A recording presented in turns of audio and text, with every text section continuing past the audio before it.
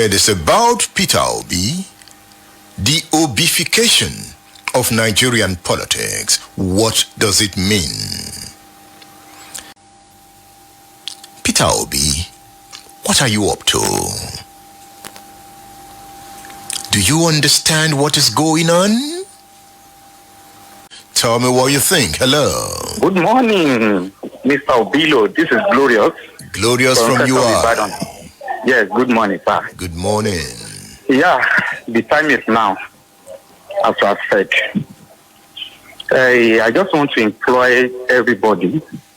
If you want to go for politics, or you want to reckon about politics, then that is when you talk about a party. You talk of PDP or APC. But this time around, don't let us discuss party. Let us follow our hearts. Tinubu has gone to give VP from the north a Muslim ticket, thinking that 2/3 that was used against Awolowo will be used now. Are we saying we are not relevant? So, to me, in my own opinion, I'm not campaigning. I'm following who will do it and do it rightly. I don't want to mention names. No, Glorious. Who are you following? I'm following Peter Obi now. All right. So you are an Obitian. As I'm speaking now, anything can happen, but with what we have seen, I'm following Peter Obi. Thank you. Thank you. Who are these Obitians that want to obify Nigeria's politics? As we think about them, let's reflect deeply. Who wants to say hello to the radio man? Good morning, Edmond. Hey, Reverend Koyi Ladele is here.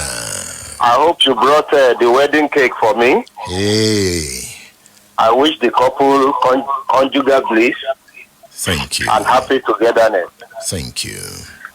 A lot has happened in your absence. Political, maradonic, and maneuvers. I believe you are catching it all wherever you are. To the last caller, he spoke about religion.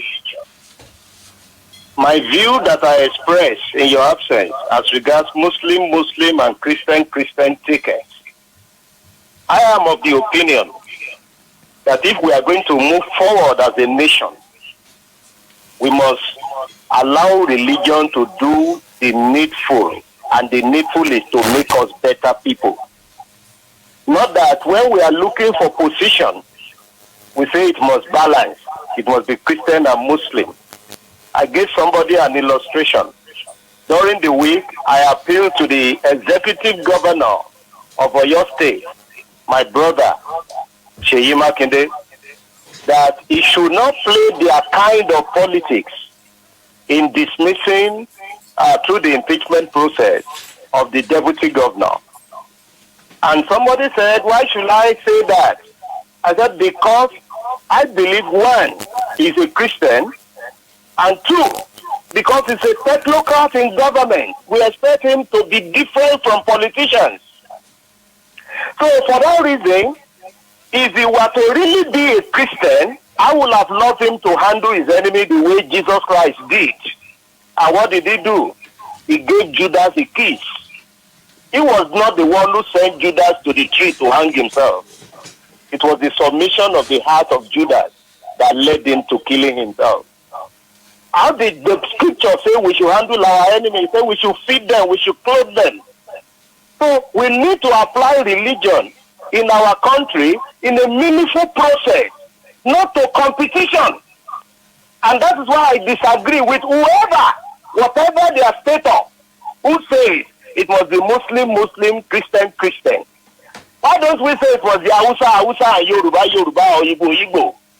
Let's bring religion and tribalism where it belongs. Let's look for credible character. And having said all this, I'm not a fan of Asiwaju Bola Tinubu. I am voting Peter Obi. Why?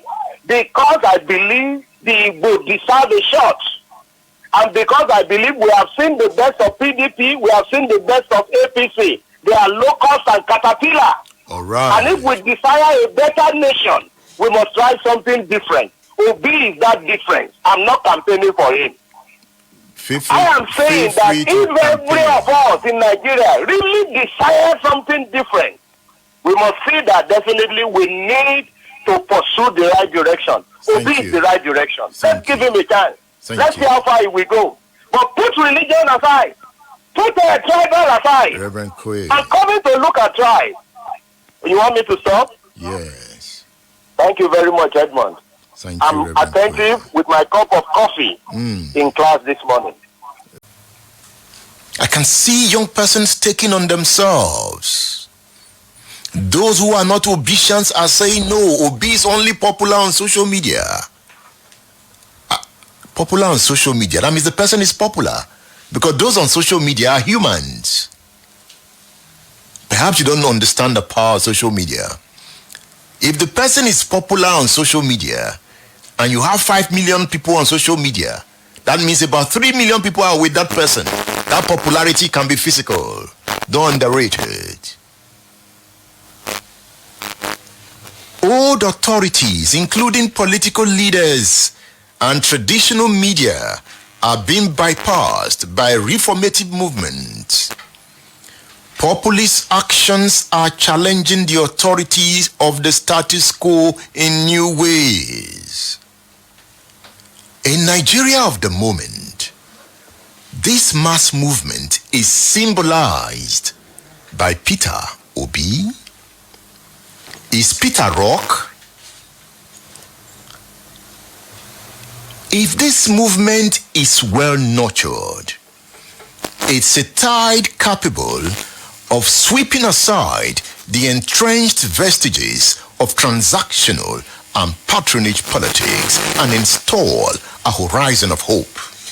I'm not looking at 2023 election. It can be before then. It can be after. It is the obification of Nigerian politics, a continuation of NSARS. What does it portend in real terms? Some say to thunder is not to rain. Does it apply to the Obi fever? Is this thundering leading to a heavy rain?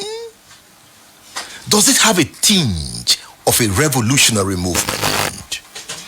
Is it the beginning of a revolution that transcends the 2023 election? Can it be sustained, or it will be aborted by a counterforce, a reminder of the Lekki massacre in quote? What are traditional politicians planning in the face of the aggression and overwhelming number of Obitians? It's something about to give in Nigeria. Remember Senator Ahmed Lawal, the Senate President, in 2020 tells the nation that NSAS is not done yet. That NSAS will come again if the political leadership learns no lesson. From the primaries of the PDP and the APC, the political class has clearly told the world that it learns no lesson, that it will continue in its old ways and the people become poorer and the state becomes more violent. Perhaps I need to remind you of Senator Ahmed Lawal's statement. Recently, we had some of our youth protesting. Some of them very genuinely. They were seeking the attention of leaders, and they got the attention of leaders. So our budget, especially for 2021, should be mindful of what we do to provide employment opportunities for this youth. They demonstrated, they protested because they could do so. There are so many other people who may not be youthful, but are also in the same need and they didn't protest, let's meet them where they are. We don't have to wait until they also start to grumble or protest. We should be proactive, we should reach them, and they are in the rural areas, most of them.